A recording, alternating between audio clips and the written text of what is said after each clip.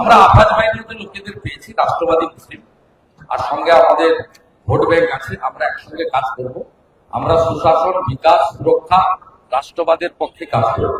এই জেলায় যেভাবে চুরি হচ্ছে এবং গরিব মানুষের অধিকার কেড়ে নেওয়া হচ্ছে, গরিব মানুষ যেভাবে প্রতারিত হচ্ছে, যেভাবে দলে দলে ছেলেরা কাজ না পেয়ে পরিযায়ী শ্রমিক হচ্ছে, এই কাজটা আমরা করতে চাই।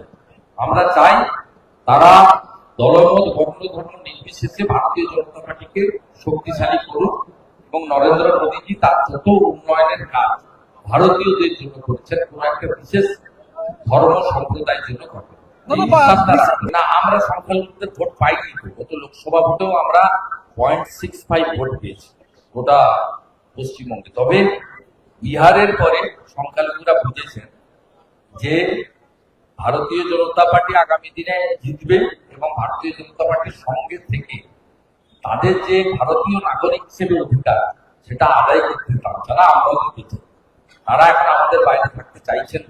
একটা অংশ আমাদের সঙ্গে আসছে। আজকে যে সভাটা আমি শেষ করলাম, এই সভাতে অন্তত 1000-এর বেশি, আরো বেশি হতে পারে আন্দাজ হয়েছে, আমাদের সংখ্যালঘু বন্ধুরা, ভাইরা, বয়স্ক লোকেরা। আমি দেখেছি তাকিয়ে তাকিয়ে, অনেকে দূরে দাঁড়িয়ে, রাস্তায় দাঁড়িয়ে পর্যন্ত আমাদের কর্মসূচি শুনেছে এবং মঞ্চে একাধিক সংখ্যালঘু মুসলিম নেতারাও প্রায় 4 জন মতো মঞ্চেও ছিলেন। তারা বুঝেছেন যে দূরে থাকা মানেই বিচ্ছিন্ন থাকা, কাছে থাকা মানেই একসঙ্গে ভালো কাজ করা। তাই তারা আসছেন।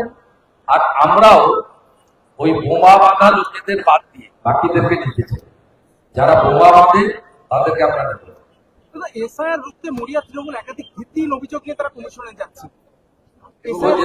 বলছে ইচ্ছাকৃত ভাবে 150 থেকে 200 জন করে নাম বাদ দিয়ে দিচ্ছে কমিশনের সাইড থেকে। মানুষ ও যা পারে করুক, দেখবি আর চলবি লুচির মতো করবি। আর একটা সুব্রত এসআইআরও হবে, ভোটও হবে, আমাদের হাঁটা করবে। মমতা বন্দ্যোপাধ্যায় নিজেই বলেছেন মহিলারা যেন রাত্রে না দেখে। মমতা ব্যানার্জি নিজেই বলেছেন মহিলাদের সুরক্ষা মহিলাদের দেখে নিতে হবে। তাই স্বাভাবিকভাবে এই রাজ্যের মহিলা মুখ্যমন্ত্রী, পুলিশ মন্ত্রী মহিলাদের নিরাপত্তা দিতে ব্যর্থ হন।